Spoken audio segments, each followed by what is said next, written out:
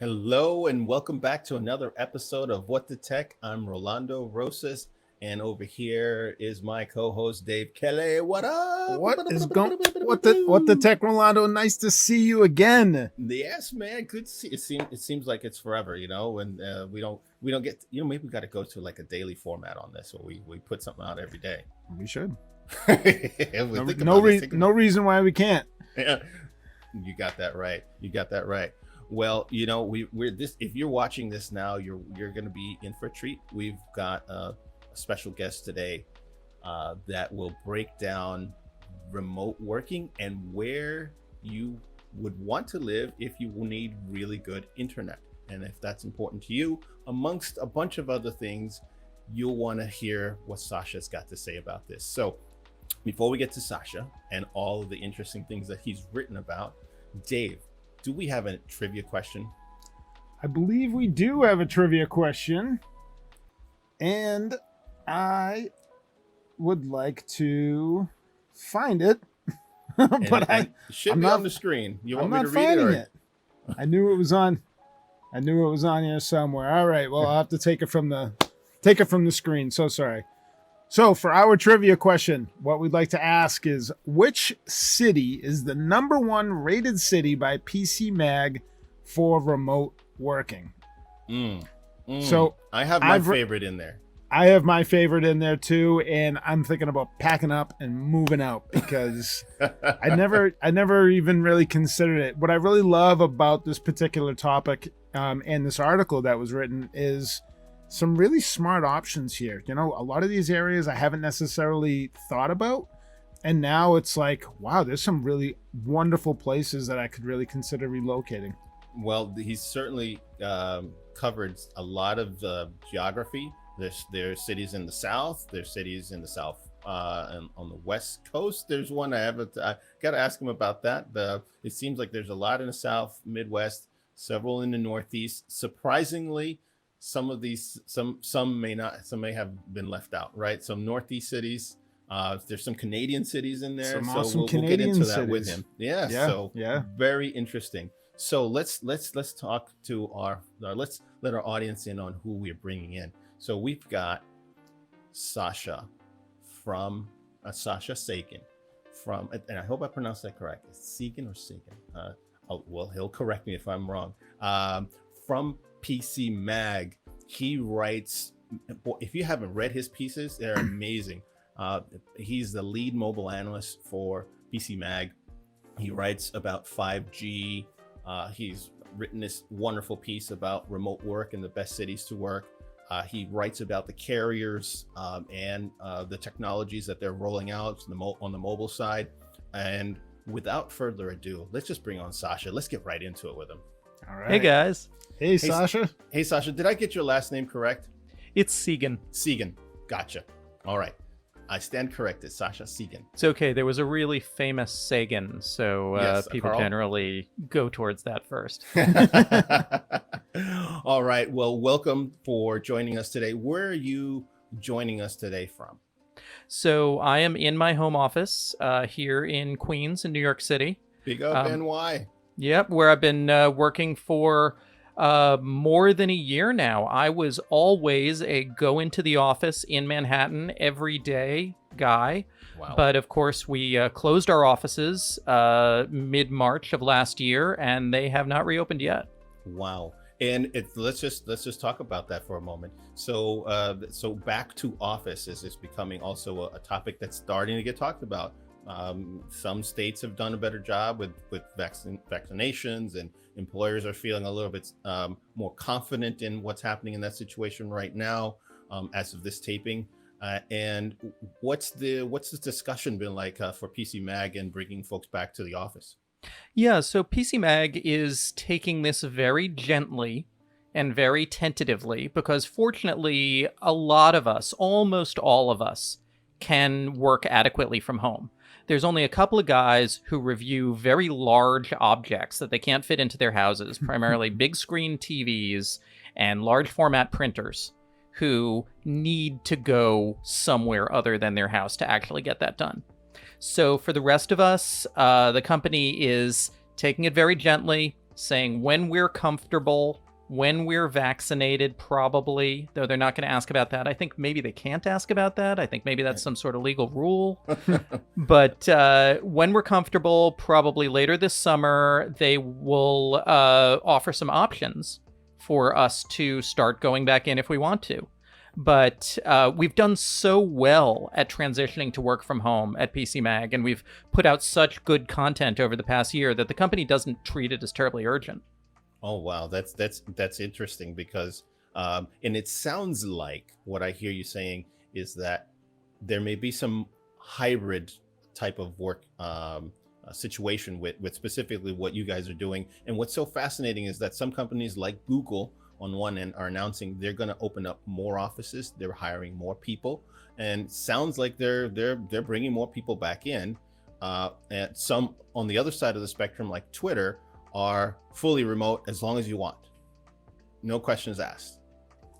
Yeah, I think a bunch of us are definitely going to come back to the office on some kind of basis. I think that the office environment really does give you opportunities for collaboration, especially in my gig, which has a lot of handling physical products. I work with laptops and smartphones all day, and there's nothing like being able to hand off the smartphone to the photographer and to the videographer.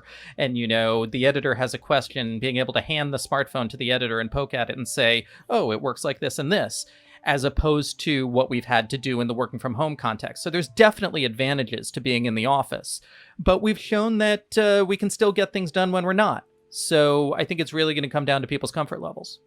Yeah, we had a conversation about this recently, and we were talking about the technology that people are bringing home so that they can communicate effectively.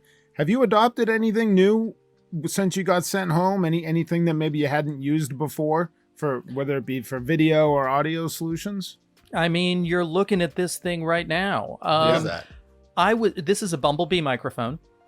Okay. And I was never a real audio or video person. I was always talent, but and I consider myself very talented, But Of course. But I always worked for organizations where there were guys who had the microphones and the cameras, and I would just sit in a chair and they would point a thing at me. Sure. And so I had to get a much better microphone. I had to think about more even lighting in this space. All of these kind of production aspects that I never really had to consider before because I had a whole administrative organization behind me. And I think a lot of folks are in that boat. Like, you're looking at these lights behind me, the blue and all that. Those just appeared because we needed them.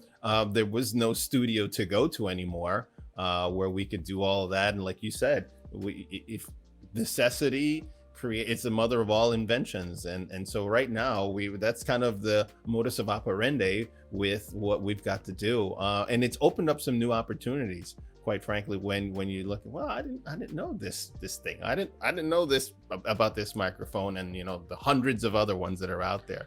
I have to say, I never liked hearing my own voice on recordings until I got a nice microphone, and then I realized, whoa, I sound a lot better.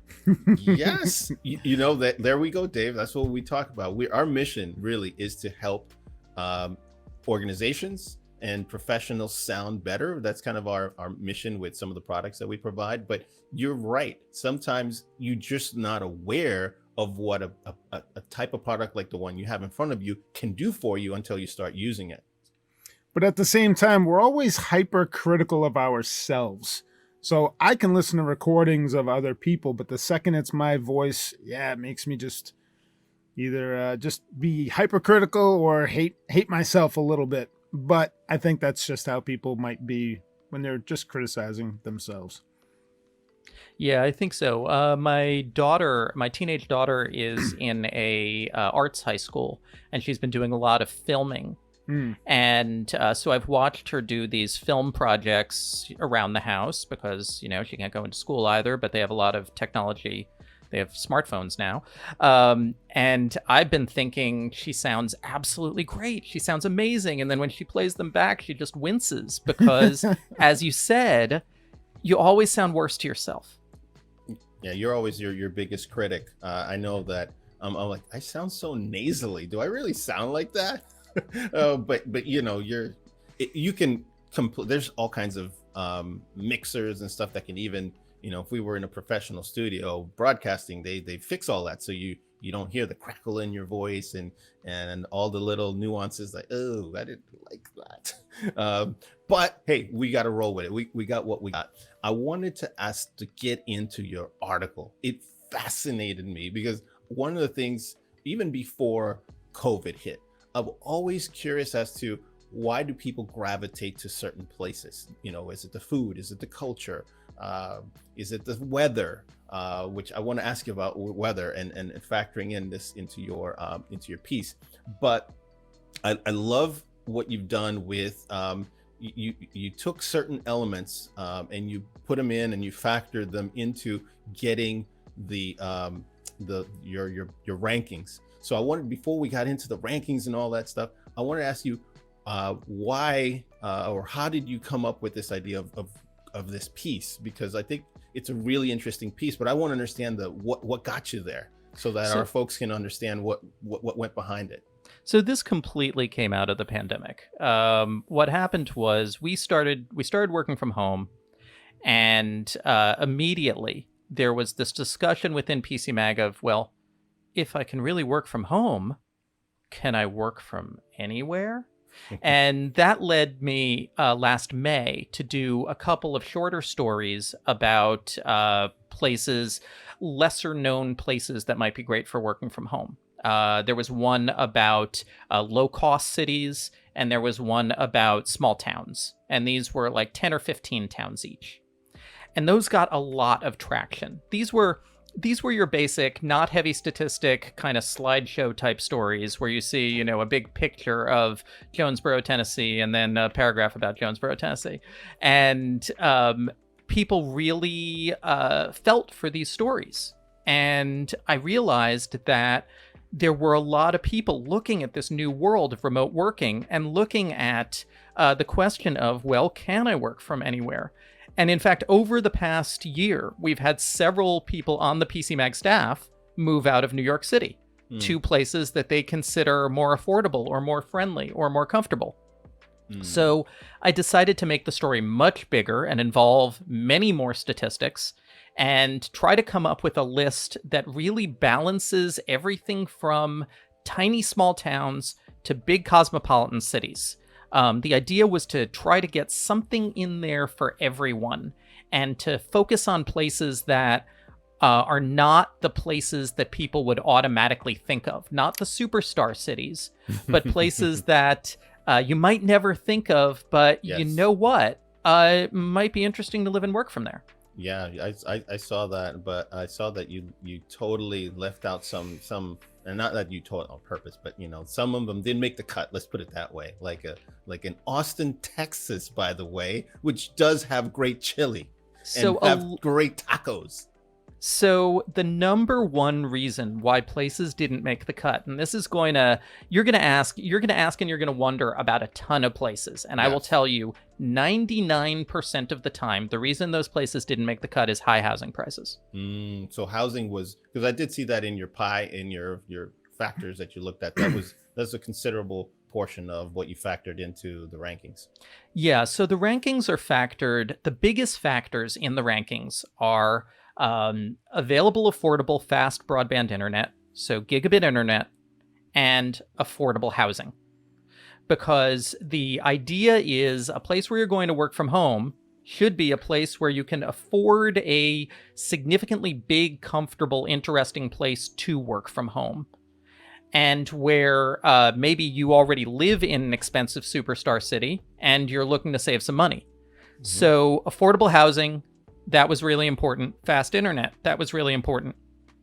Right. And then I got to sprinkle in a whole bunch of other little factors just to make it more fun. Yeah, and we have it here on the screen. If you see that, I see you put healthcare workers, arts and education workers, non-chain restaurants, which would be probably the indie or the mom and pop shops, right? Yep. Coffee shops. If you're a coffee lover, that's got to be a must. Not just a coffee lover. So the idea there was that, yeah, you work from home, but if you want to get out of the house, where are you most likely to work? A coffee shop. Right. Okay. Yeah. Yep.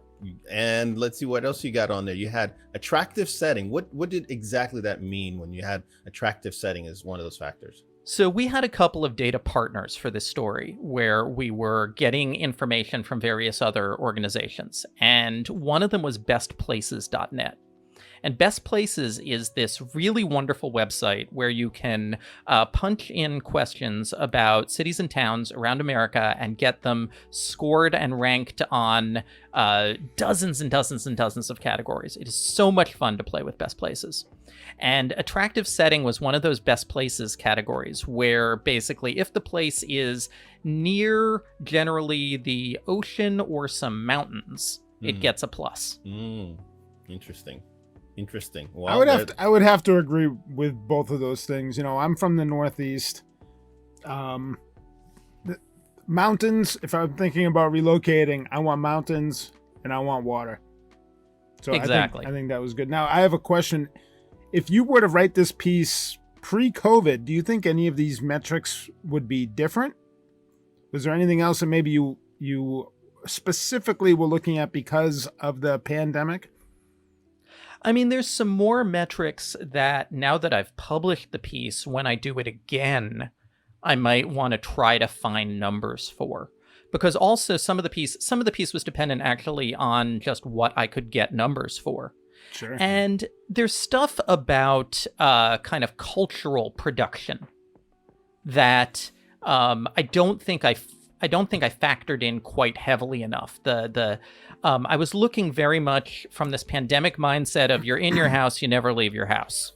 Maybe you leave your house to go fishing at the stream or walking in the mountains, but otherwise you do not interact with other people and you do not leave your house.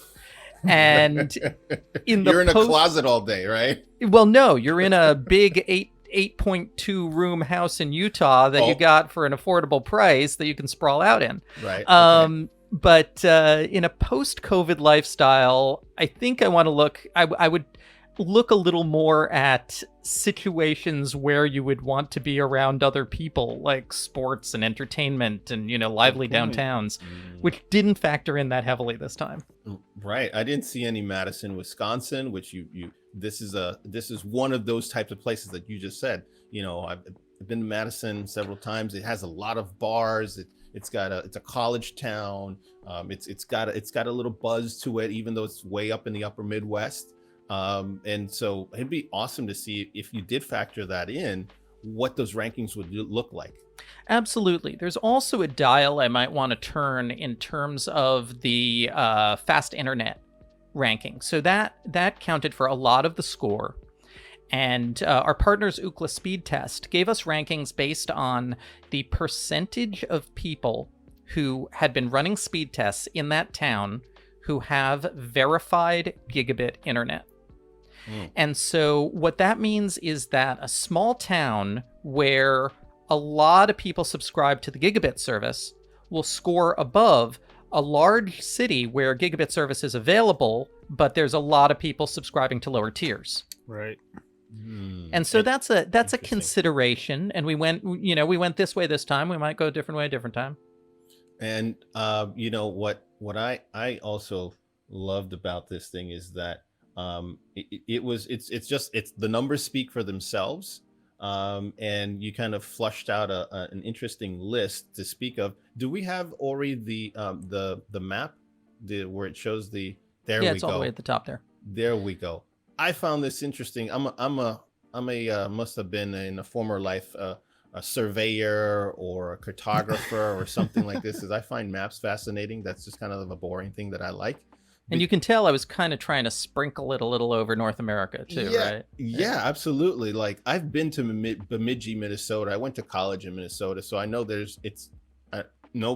nothing bad about Bemidji, but it's way out there. It is way out there. But in reading your piece, they have a good internet. You're gonna get really good bang for your buck when it comes to home pricing. But there is a cluster there that is almost like from the east of the Mississippi. And includes a surprise. Philly made your rankings. whereas a lot of the big metro areas, like obviously New York and DC here where I live, were not on there. It's all about that money. You get better bang for the buck in Philly? Yeah, exactly. So the Okay. two big cities on the list are Philadelphia and Phoenix. Yes. And what came out about specifically Philadelphia and Phoenix is that compared to the other cities around them, compared to other northeastern cities in Philadelphia's case, and West Coast cities in Phoenix's case, you just get a lot more living for your money there. Yeah, and I noticed that in California specifically, you only had one city. It was way down south to the southern part of California. Yeah, and it's this interesting little rural, almost like pre-designed gated community there. The issue with California, honestly, is that housing prices are ridiculous all over California. Wow. All up and down the West Coast. It was difficult to find places that fit our affordable housing criteria. And that really says a lot about the unaffordability of housing on the West Coast in general. And, everybody knows it's a crisis in California. Yeah, that's true. One of the things that I noticed that you didn't have a sunshine index or weather as a factor. Did that get left out? What? That was just me being me. I like cold places, and I'm writing the article. You get to control the data. DC gets some sunshine, but we're not Phoenix. I love going out there, but when it's August in Phoenix, you will melt into the pavement. Yeah, Vegas. that's the thing. My wife is from Tucson, and I remember once we went to a sauna, and she went in there, and she walked out after 3 minutes, and I said, "So you didn't like it in there? Was it too hot?" And she was like, "No, it just reminded me of waiting for the bus in high school." That's good. Oh, that's great. What it's Sascha? The other I've got a bunch of things I wanna pick your brain about. What surprised you the most? I know what surprised me, but what surprised you most once you finished crunching all the numbers? That once you put this all together. So I would say Philadelphia was one of the big surprises. I was really surprised at how affordable Philadelphia came in as. That was a big deal. I would also say, just in general, I was surprised. Now I'm scrolling around the map on my own screen. I was surprised that we didn't come up with many more mid-sized cities. There's not a lot of places on the list in that kind of 100 to 500,000 range. Yeah, I don't think your Raleighs and your Raleigh Exactly. Durhams, which are that's a new tech alley down there. So we've got Morrisville, which is I believe in the Triangle. Okay. And so that's kind of our Raleigh-Durham location. Gotcha. There's a lot of, on the list, there's a lot of places which are towns that are in a bigger metro area that, honestly, you want to think of them in terms of the metro area. So when you look at Morrisville, North Carolina, you want to think of that in terms of the Raleigh-Durham area. When you look at Turtle Creek, Pennsylvania, you want to think of that in terms of Pittsburgh. When you look at East Point, Michigan, what we're really talking about is the north suburbs of Detroit. Okay. When you look at Lenexa, Kansas, what we're really talking about is Kansas City. It's just that the way the stats come out city by city, you end up with this one particular suburb shining over the other suburbs in that metro area. Right. But when it's one suburb in a metro area, like the north suburbs of Detroit or the east suburbs of Pittsburgh or the Kansas suburbs of Kansas City, you generally find that other suburbs in that area are also really good. I just didn't want to have a lot of dots closely together. I see. Speaking of dots closely together, want to ask you about, and obviously this was more like you said, you were looking at, if I had to be in a home and I want to bang for the buck in Utah, I'm good there. But you touched on something else that earlier that it would have been good to see, and I'm sure would probably completely change your ranking if you factored in demographics. Like if somebody wanted some a city maybe that's more diverse, closer to New York City. And I know some folks want to have that kind of more diversity in culture, diversity in thought, and some of those other demographic factors that some people look for in addition to high speed. I mean, I was trying to pay some attention to that just when selecting some of them editorially. I gotcha. I mean, Philadelphia, for instance, is a very diverse place. But also, when you looked at, for instance, Macon, Georgia, or let me see, I'm just scrolling around. Yeah, Macon, Georgia, some of those Detroit suburbs. We have a Baltimore suburb in there, Randallstown, Maryland. Yep. Yeah, got a couple in Maryland. Yep. Yeah, so there are some more diverse places, but it wasn't, you're right, it wasn't counted as part of the math. And if we had turned down housing prices a bit and turned up something like diversity, then yeah, you would have found, for instance, some more of those New York City suburbs really popping up.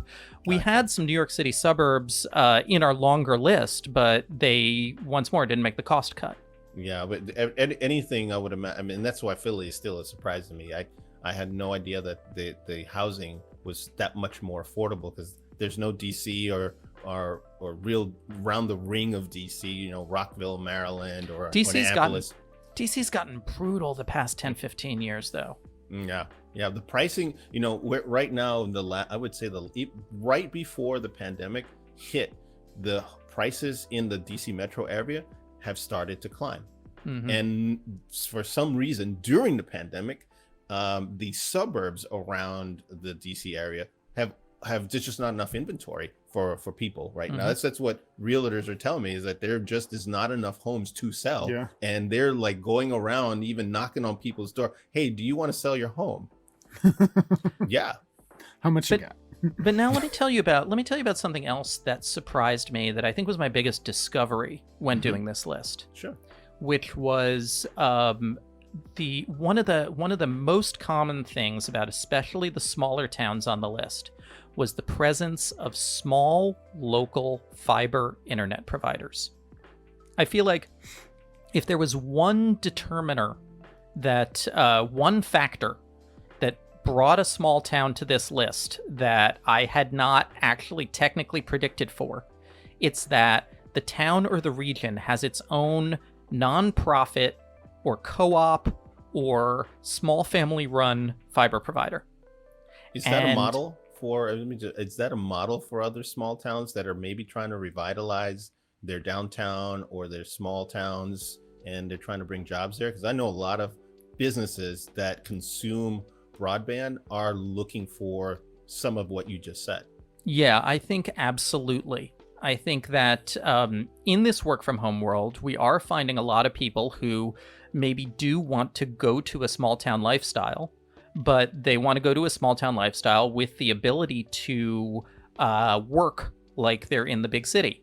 Yeah. And the big internet service providers are not providing to small town America. And when they do, they are often providing either poor quality internet or poor quality customer service, and they are not responsive to the needs of the local communities. Well, if you look at places like, as you said, Bemidji, Minnesota, or Reedsburg, Wisconsin, or Montour Falls, New York, where the ISP is Empire Access, or our two Vermont cities. These are all places where you have small, locally based ISPs running fiber that have decided that running that fiber is the way to revitalize the area. And in a lot of these places, it's working. Wow. That's interesting. So I've been working at home for about 6 or 7 years now, and I've lived in the same town for about 16. My wife and I will have this conversation. I'm so sick and tired of this place. Let's sell and move. And we said, well, where do you want to go? Where do you want to go? I like that there was a few towns from Vermont that had popped up. some other options that I hadn't even considered, like Macon, Georgia, for example. But I really like that you included Canada on this list, because there's probably there's probably a lot of your readers that are based here in the US that may be somewhat frustrated with different things, and they're like, you know what?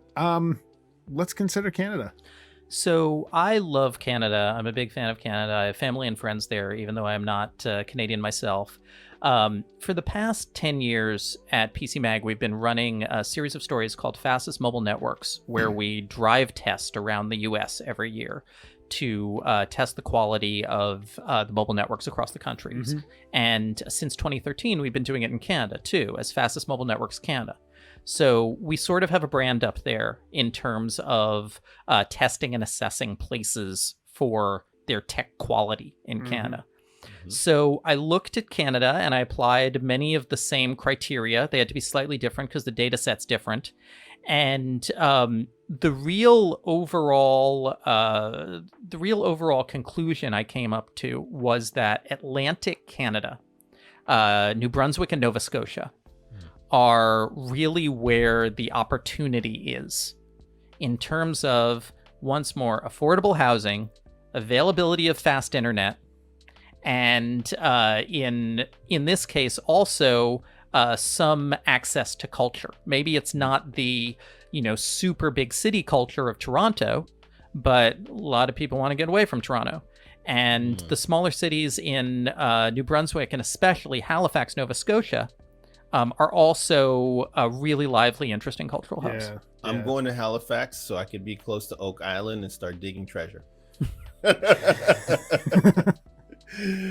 I just wanted to throw that in. I love the show, and you put one right near where I would want to go if I were to go to Canada and start digging. But I don't think that's in the cards for right now. Yeah, it says something that actually, when we published the story, one of the responses I got was from Haligonians, which is the word for people from Halifax. Haligonians saying, no, please don't tell people to come here. Don't tell anyone more to come here. Yeah. Well, Canada is, they're pre-COVID. They're really inviting for people to come to the country, settle, immigrate there. They've actually got more strict and stringent now because of what you just said. Some provinces don't want an influx of people. They don't want to overburden either their healthcare system or the towns. As I've read articles, even in towns in Vermont, I don't know if they're the ones in southern Vermont you highlighted, but some towns are in Vermont. There's not enough plumbers. There's not enough electricians to service the influx of people leaving New York City to these towns because they just weren't set up to have this many people. And so they're trying to find plumbers and electricians to retrofit homes and upgrade homes because there just aren't. And I would imagine Canada would be in the same boat. Yeah, and I mean, that's the danger with any of these kinds of stories where you're suggesting that people move from a dense, busy place to a less dense, less busy place. But it's always a balance in that way, because you also get authorities in Nova Scotia and New Brunswick saying we need new people coming in. We've been depopulated over the generations by the decline of the fishing and logging industries, and we don't want to be a howling humanless wilderness, even though it's beautiful and full of moose. So Yes. They want people to show up, and balancing that with not creating a housing bubble and a lack of plumbers, it's a delicate balance. Yeah. Yes. I want to switch gears now, Sascha. You touched on the fact that there are some small co-ops and cities like this that are really doing some fascinating and interesting things around fiber. And I wanted to switch a little bit more techie speak. And this is, I know you could do some tech speak as well. And how this is all playing out when it comes to 5G. I know you've written a couple of articles about that and how some of the carriers are looking at 5G very differently. AT&T versus T-Mobile, and using fixed wireless as the method of getting home internet users and addressing those needs. And some are going pure 5G as a mobile, and that's the way to go down that route. How do you see 5G? And that's a big term, because I know you've talked about there's 3 different 5Gs. How does 5G generically fit into this post COVID environment? So I do think that we are seeing, it's actually not just 5G, but we're seeing a dramatic improvement with some new technologies that are going to extend decent internet access to areas that didn't have it before. So 5G is never going to have the capacity of fiber. It is never going to be quite as good as a fiber connection direct to your house. The gold standard is fiber, period. Even 5G's biggest proponents will say that, we do not intend to completely replace fiber. But it's a lot easier to cover square miles with 5G than it is to cover square miles with fiber. True. So you'll see fiber neighborhoods, hopefully spreading. But then outside those zones, you see the carriers, especially T-Mobile and Verizon, hopefully start to cover some of those suburbs and exurbs with a 5G service that is better than what they'd gotten before. And then once you get way out into the country, once you get into your distant small towns of 400, 500 people, that's where something like Starlink comes into play. And the next generation satellite services, which can reach even where 5G doesn't reach. And that's where, isn't that where is it Elon Musk or Bezos, one of those billionaires that's fighting for the satellite internet-based services? Is that right? Yeah, Starlink is Elon Musk's. That's the only one currently on sale. It's in a beta test. But there are two more very similar players called OneWeb and Amazon's Project Kuiper. Hang on a sec, someone's calling me. It's all right. Oh no, it's one of my test phones and I don't know which one. But yeah, so OneWeb and Project Kuiper from Amazon are also doing this low Earth satellite thing where they are trying to put a whole bunch of small satellites around the Earth to deliver much better satellite internet than was available previously. And so you'll have, hopefully within 5-6 years, you have these 3 layers of fiber, and then outside that 5G, and then outside that much better satellite than we've had up until now. Well, I can imagine when you're saying that, especially low Earth orbit, I'm thinking about how autonomous vehicles, especially the commercial ones, you're going to need connectivity if you're going to haul merchandise coast to coast, right? And you would need all those sensors to pick up and where it's going and all that. And if you have a cluster of internet that's blanketing basically the country coast to coast, and it's a good quality internet, that will allow, in addition obviously to electric batteries and all the rest that you need on the infrastructure, you need that internet coverage in order for this to work. No? Yeah, though I think if you're talking about things like long distance trucking, that is definitely going to fall within the 5G circle, because you're going to have 5G towers all along the major highways. And the satellite stuff is really for outside where they can establish that infrastructure, in my mind, because it's more expensive. It's more expensive per byte. The terminals are more expensive. The dishes are very complicated, but you're going to have 5G along all the major highways, and that's what's going to create a world of autonomous trucking, as you say, when you have standalone 5G networks, really low latency. You end up having these self-driving trucks eventually, at the very least self-tracking trucks. And then that definitely changes and to some extent revolutionizes how freight is transported in the U.S. Right, I think so, and I think that if you probably up on this, the last mile carriers like FedEx and UPS, they're already experimenting with autonomous commercial trucks. I know that Tesla is talking about theirs is not out yet. They're still working on it, but there's a lot of money being pumped into the ecosystem for autonomous vehicles, and those are depending on some type of coverage to make them work. As in addition to the infrastructure that's needed to make that happen. Yeah, and we definitely need the nationwide standalone low latency 5G networks to make that happen. And that's something that's being laid in over the next 3-4 years. A big problem with 5G marketing, and this just gets us on a total tangent, but 5G is a lot of my job. And a big part of the problem with 5G is just that the carriers jumped the gun on marketing it. Just they started marketing it way before it was ready. And so they overpromised and underdelivered. And a lot of the stuff that you hear promised from 5G, I think it's going to happen. But it's going to happen in like 2023, 2024. And the carriers were all promising it for 2020. And they could never have delivered it on that calendar. Unless we were a small island country.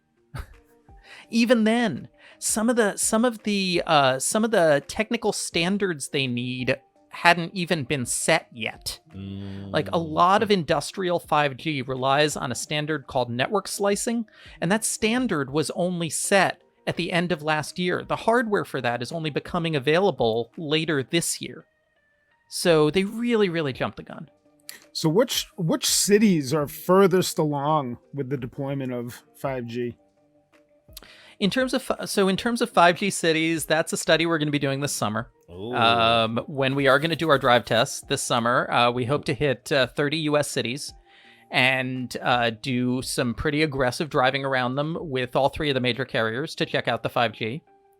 I would say in terms of carriers, at the moment, it's T-Mobile that is most fulfilling the 5G promise. And they're doing that because they fortunately went in relatively early on what's called mid-band 5G. And that turns out to be the sweet spot of 5G, where you can both have coverage and performance. Interesting. And AT&T and Verizon are really playing catch-up there. And they will start catching up next year. But this year, T-Mobile is really leading in terms of the 5G experience. Is the ultra wideband that Verizon is marketing, is there a difference there, or is that just a marketing jargon for them where they're saying ultra wideband 5G? Oh, no, that is amazing, actually, that technology. Okay. So ultra wideband 5G, as per Verizon, is something called millimeter wave. And that is very short wavelengths. They only go about 800 feet from a panel, but they deliver multi-gigabit speeds. I've seen 3 gigabits off one of those panels. And so it's terrific for delivering, say, in-city home internet, or for lighting up a stadium or a concert hall or a convention center, where you have these really dense populations, all of whom are trying to use their devices at once. Mm-hmm.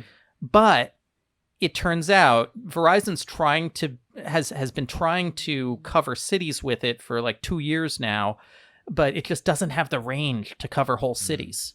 I see. So it's a great experience, but you're really only ultimately going to be getting it in places where large numbers of people collect densely. I see. Well, and you wrote a piece on millimeter wave for the Super Bowl, where they had installed. I didn't know this, but it makes sense. They installed the antennas underneath people's seats. Right, in a Super Bowl, that is a perfect example of a good use for millimeter wave. And to give you an example of where Verizon wants to go with this, beyond just people, streaming from their phones in the stands, if you think about how sports games are broadcast, you have all of these cameras on and around the field. And these cameras all have to be connected by thick cables running hundreds and hundreds of yards to the what is it called, mixing booth, broadcast booth? Yep. That booth. Okay, to the booth. And so that takes a long time. It's expensive. It limits the mobility of the cameras. It limits the flexibility of what broadcasters can do. And now if you imagine those cameras freed from those giant cables and made wireless, you can then move around much more freely. You can provide different perspectives. You can have a livelier broadcast. You can have a better broadcast potentially with fewer cameras because you can move them from place to place. Right. And that's something you can do with 5G inside the stadium in the future. Interesting. Wow. So maybe some helmet cams or something to come up, right? Totally. Helmet cams and drone cams are both things that I have heard about regarding specifically football for the past year and a half. Bring it on. Mm-hmm. Bring it on. It's ready. We're ready for some football. Imagine loading up your app and being able to pick your player, and then you just see the game in POV from that player in 4K. Whoa, and that's the kind of thing you can do. I love it. Ultra wideband in the stadium. Is the NFL actually talking about this, or is that just conversation right now and wishful thinking? It's just conversation. I mean, a Okay. lot of this has to get kicked around. So first of all, the technology isn't there yet, as I said. Mhm. Like this requires parts of 5G that have not been created quite yet. Okay. But also, of course, they're going to have to get permission from the teams. They're going to have to think about the players and their privacy. They're going to have to think about how fragile the cameras are. But Right. it's a concept. And how other teams can use that by analyzing, so analyzing a game is Totally. one thing, but that brings to a whole different level for sure. But I'm just giving you an idea of what you could theoretically do with 5G in a stadium. And that's why that's why you really want to get excited about ultra wideband. It's not about covering whole cities, because they'll never be able to cover whole cities. Right. So the application is really for mass gatherings, or where lots of people tend to gather. It's probably the best or use like case for it. Convention center, college campus, Well, conventions Makes are. sense. I know whenever Vegas opens up again, CES. I've been to there, and the speeds aren't always there when you have CES, because there's a ton of people all crowded in one area. We'll have to see if next year. I don't know if CES is going to be virtual again or not. 2022. I mean, I hope business travel starts happening again. I would really love to start seeing the conventions again in 2022. Well, I'm sure we'll be back to normal relatively soon. The vaccinations are rolling out. People will have their ID cards, and people will be comfortable and they'll feel safe. Hopefully this happens sooner than later. So I noticed the trivia question was, what is the number one work from home city? And we haven't talked about that. Yes. Are we not supposed to talk about that because people are supposed to figure it out for themselves? No, we could say we're rolling. We could go ahead and jump into it. But before we jump into that, I just want to ask one last question, Sascha. What are some 5G hacks, devices, or trends that the audience can take away? I saw a video from mid-September of last year where they were saying 4G speeds just as good as 5G, but that was back in like September of 2020. Well, that's a problem that Verizon is having. And it is something that you need to be aware of.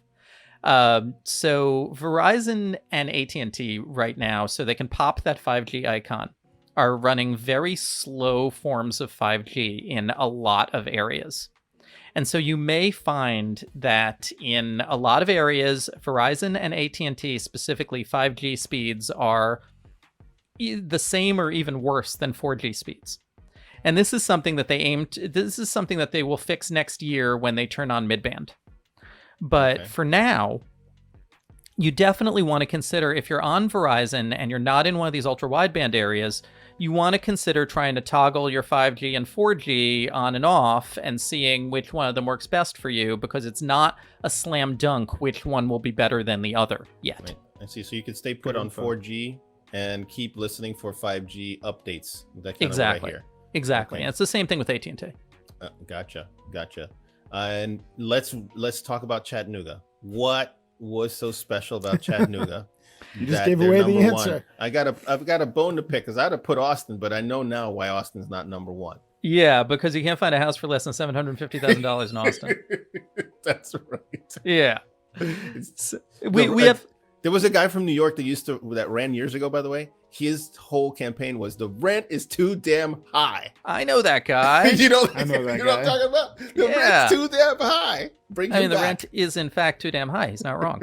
But Chattanooga, okay, so 10 years ago, Chattanooga had a brilliant idea. They have a city-run electric utility, the EPB, and they decided to have the EPB start running gigabit fiber over all of their power line infrastructure, not the actual lines, but the infrastructure, because power goes to every house, right? Mhm. You got to have power. And so if the power company can run fiber, they can run it to every house. They have the infrastructure. Right. So EPB turned Chattanooga into the nation's first mid-sized gigabit city, where everybody has the availability to get gigabit internet. Nice. And it's worked out really well for them. And of course, it helps that Chattanooga is a really pleasant city. Like it's on a nice river. It has some historic buildings. It's got some mountains around it. It has enough people and diversity and culture to be interesting. But where they've flourished beyond some other mid-sized cities like them is by taking this gigabit advantage and pumping it into encouraging technology businesses and remote businesses to come. And that is working out for Chattanooga. And to some extent, rating it number one for us, like that's the least surprising thing in our study. Really? But yeah, because it gets these kinds of number one work from home ratings all the time. Because it's affordable, it's pleasant, it's relatively diverse. It has a work from home and startup community, and it has this marvelously available gigabit internet. So it's very tech friendly and friendly on the wallet. Exactly. And it sounds like it's got some really interesting things that would draw people to the city besides the fiber as well as the prices of the homes. Exactly. So it's a mid-sized city. It's a real city. You get that real city lifestyle, but it's still very, very affordable. Awesome. Well, there you go, Chattanooga. Big props to you. You dethroned if you look at whoever wrote about best places to work from prior to COVID, it had Austin usually 1 and maybe Raleigh Durham 2 or vice versa, or somewhere in the mix was these cities because it was so hot, because sometimes they were affordable and a lot of the tech startups and companies were expanding and moving there. And now, because so many tech guys and gals are moving there, prices now are up and up and up. Yeah, I mean, there's a lot of talk about how and whether Austin is overheated at this point. Yeah. We found little suburbs of Dallas and Houston to call out. Woodlands. I saw that. Woodlands, and there's a place called St. Paul, which is north of Dallas. And once again, like as I said earlier in the stream, when you take some of these suburbs, also consider suburbs near them to be similarly good. So like when we talk about Woodlands, it's I think it's North Houston suburbs, yep, right? So Spring, Texas, exactly, Kingsville, exactly, Kingwood, and probably you go up to Conroe, which is just north of the Woodlands. And then some other of those North Dallas, Collin County suburbs were also similar. But around Austin, there wasn't anywhere that people were signing up for enough gigabit where the houses were not insanely expensive. Oh, terrific. Well, Sascha, I found the piece interesting. I can't wait till your follow-on for that. And bring you on again. But before we let you go, we have a few rapid fire questions we like to ask our guests that we bring on. There's no right or wrong answer. It's your answer. So, Ori, are we ready with that?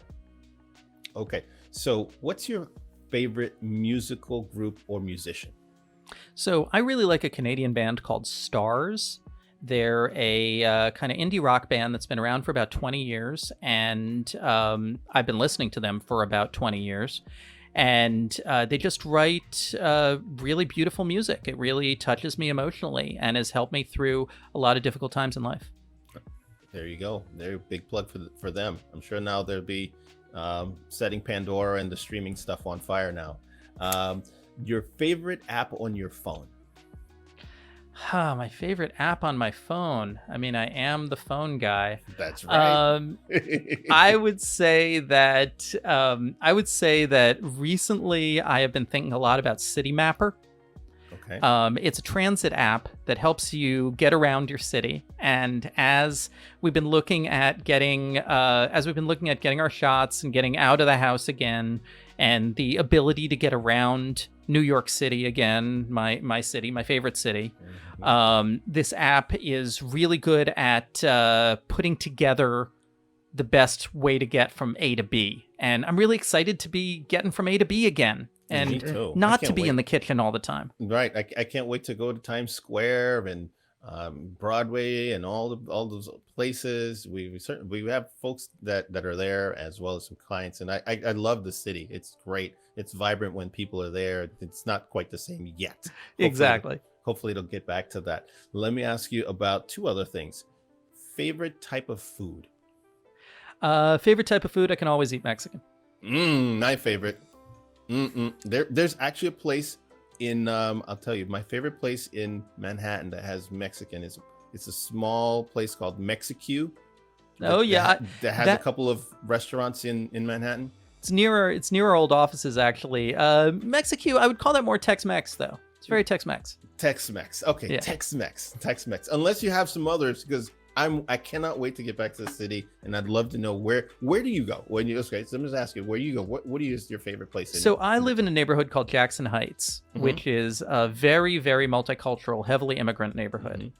And there's a whole bunch of places around this neighborhood which interpret Mexican food in different ways. We have a heavy taco truck presence. We have a heavy tamale lady presence. And then we have some other like small local places. Like there's a place called El Rico Tinto, which I really like. There's a place called Coatzingo, which I really like. It's an embarrassment of riches in this part of Queens. I can't wait. And next time I'm there, I'm gonna take you up on that. I'm gonna hit those places up. Last question for you: your preferred method of communication. You're a tech guy. Is it email? Is it text? Is it a phone call? Instant message? Or who am DM? I communicating with? Is this business or personal? Oh, okay, take them both separately. Okay. I would say business-wise, actually, I do a lot of communication on Twitter. I am on Twitter all the time, at Sascha Segan. I have a big presence there. I engage with people, both publicly and through DM. I really find it efficient and fun and comfortable. Personally, I would say that I am always texting in some form. Okay. Whether it be regular SMS or Facebook Messenger or, some other form of DM, I kind of consider them all texting. It's all the same kind of thing. And that kind of asynchronous communication where I can think about my words before I actually say them makes me a lot more comfortable. Like Mom always said, think before you speak. Exactly. Well, I find these questions fascinating because every guest has a little bit of a different take and how they communicate and how they do. And at some point, Dave, we're going to compile these and probably make a montage and put them all together and put all of our guests there and let people see what they've said, because I just find that really fascinating. So, Sascha, before you go, if people want, you said Twitter, if people want to get a hold of you, follow you, see your articles, what's the best way to do that? So I have a weekly newsletter called Sascha Segan's Race to 5G, which if you Google the phrase PC Mag newsletter sign up, you will get the sign up page, and then you can sign up for my Race to 5G newsletter, which comes out every Friday. Otherwise, you can, of course, always find my articles on PCMag.com. And as I said, I am always on Twitter at Sascha Segan. And if you want to get in touch with me to just chat about tech, that's probably the easiest way. Awesome. Thank you, Sascha. Thank you for coming on. We really appreciate it. We'll tap you again for when you have the follow-on or other interesting stuff, because this is so fast. I could geek out here for another hour, but I know your time is precious and you got to hop on another call shortly. Go ahead. Yeah. Let's talk once the big 5G study comes out this summer. We'll have a lot of great information that we gather driving from city to city. Yeah, looking forward to it. Me too. Awesome. And so let's Ori, what are we jumping to now? We're going to let's tell everybody, if you love this kind of content, go ahead and follow us. Follow Sascha as well. He's got a lot of cool, interesting tidbits and information. Hit the like button, hit the subscribe, hit all the bells and whistles, because like this interview, we're going to sneak it out. We're going to get nuggets out to you. And the only way to get that is if you've subscribed and you get that notification. So go ahead and do that. Let us know if you have other questions or comments or other themes that you want to see in future episodes. So go ahead and do that. It'll mean a lot to us. And so go ahead and do that. All right. trivia question. I think we blew that one out of the water, but let's go ahead and throw it up. Rolando, you gave this answer away. But yes, and listen, I think a lot of folks out there are probably already considering it and maybe already doing some research. Chattanooga, Tennessee was ranked number 1 by PC Mag. Wow. For the best amazing places for remote working. And now we know why. You know, it does look like a fantastic place. They have the network. They got the diversity. They have the city. It looks like a great place to be. It does. It certainly does. And so thanks again to Sascha for bringing us some value add, for especially if you're going to be working from home, whether you're in a closet or you want a much bigger closet, like some of the cities that he's highlighted in his piece. So thank you for joining us today, and we'll see you the next time. Thanks for having me. Thank you.